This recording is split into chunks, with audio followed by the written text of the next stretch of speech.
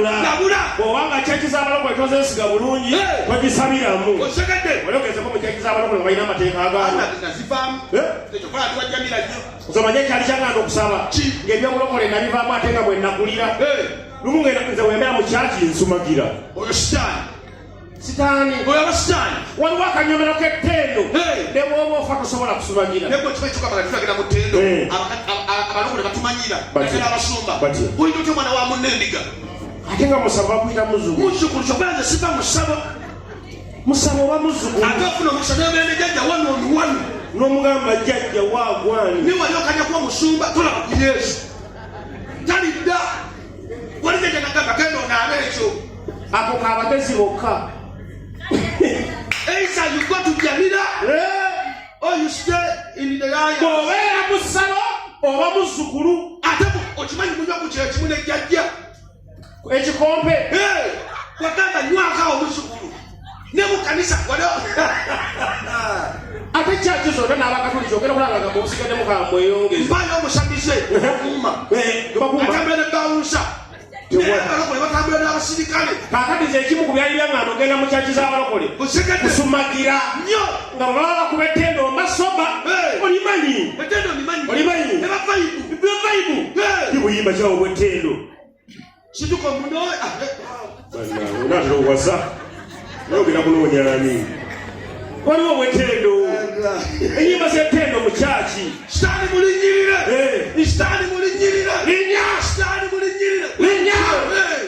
linnya waliwo obuyimba bulala ti ayi yesu nizompeke amugongwe mutyousakakyuse kali mu luganda jangu ompeke ku mugo kati obwo bwe bakuba evayibu wanga ali mu kinyanyanyanya naye waliwo obuyimba obugenda siro awuŋŋanne ebaka nga sitaani oba wajjira kati omumbange mu kyaki mugendeka muve waawe lumumba ndi mu kyaki enjiri ekutta akati batendereza batandika okusinza obumanyi omwoyo omutukuvu ngaze gyendi abayama tebawula kusinza na kutendereza okutendereza kikiri ekidongo zinira yesu wowe buuka buuse wanika amagulu wanika awo ngomanya ttendo kati ate okusinza mpola omwoyo omutukuvu ngaze enze sinza nakusigala nga bwendi yimba omwoyo ogenda kuyimba kusinza omwoyo omutukuvu ngaze nze sinza nakusigala nga bwendi yimba omwoyo omutukuvu ngaze nze sinza nakusigala nga bwendi kubanga nsumulula yonna ebyasibo wetta asamula amaziga gange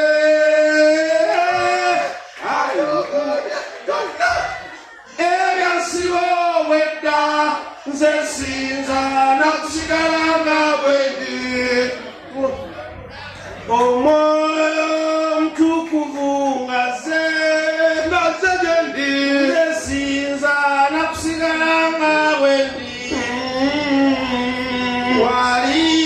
wali yesu wali abali mukisinga osulayo obusuule bpm tali bwewamu simanyi ya transition kibuzeemu enyimba zitukira omwoyo ayita mu kibiina n'omukono gwe okuwonya akutera ekitala mu ngalo buli mulabe wamukakanya uwanike emikono waggulu omusabe akusumulule batima yateyasiika weyawulira nti wuuyo ayita abasajja bamugamba asirike batima yateyasiika omwoyo we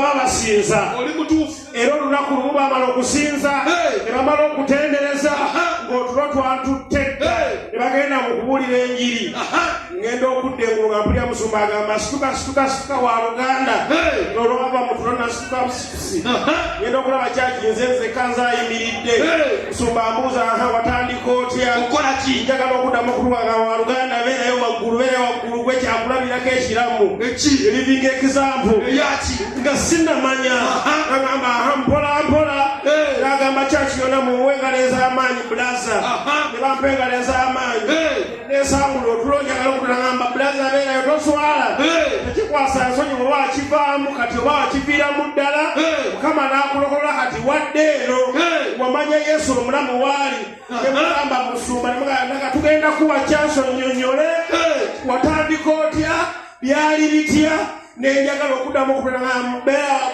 waggulu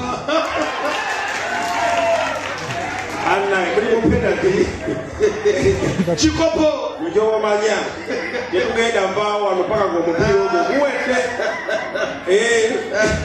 owe nkubira akayimba akalubaale kuba akaali emisikini kubaluba kubaalo wange namutereeza oteke muli tojjo kubalubaale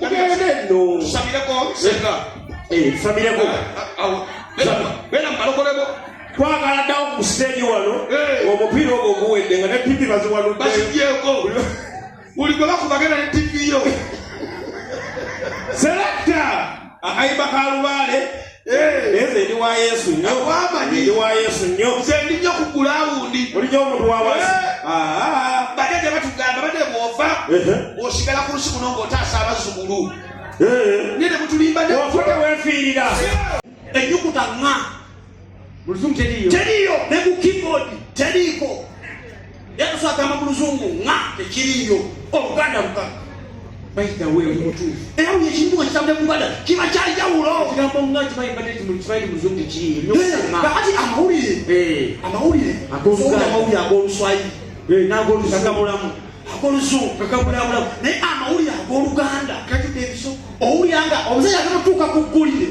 nga gwe gwalisomera olwedde oli mumativu toluwa somo eryoluzungu neweereza siganaawe nze n'okusoma obusomi oluzungu weereza buli oluzungu tugende tokakubira kadongo mawulire tegali mukadongo weereza mawulire tugende tegaliyo wajja kanonya muga oluganda anonyako oluganda kana besaawa anonya akasiku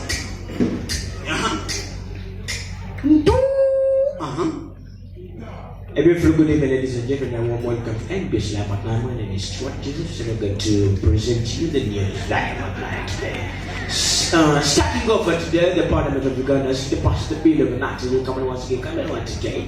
And our correspondent is there to tell us more about the news today. So please, let's come back with the new headlines. Galuzungu n'abawawe gatambudde bina nabibabuulira kati genda mu ag'oluswayiri Kiswahili. Habari za kitaifa. Terera oli mu studio. Soma mbona tugende. Kiswahili. Habari za kitaifa. Sivyo ndivyo. Mambo vipi? Sasa ndivyo. Kuja nikwambie. Kuja ni wewe. Yogele nijali ya TV hivi Kiswahili tugende.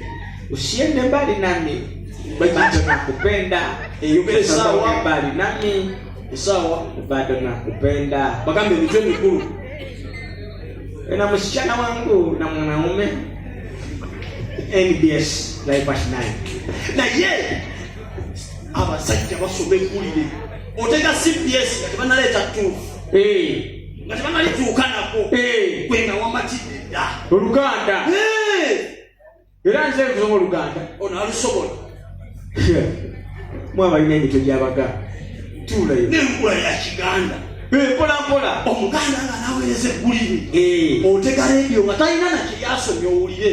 Naye ne bwe gagendera awo oba okoze ki? Ogamba nti kimala. Matidde. Akadongo yagambye takalina. Ntakalina. Ngenda kakubira. Kakube tugende. Akasibire sikeko. Keko ngende nawo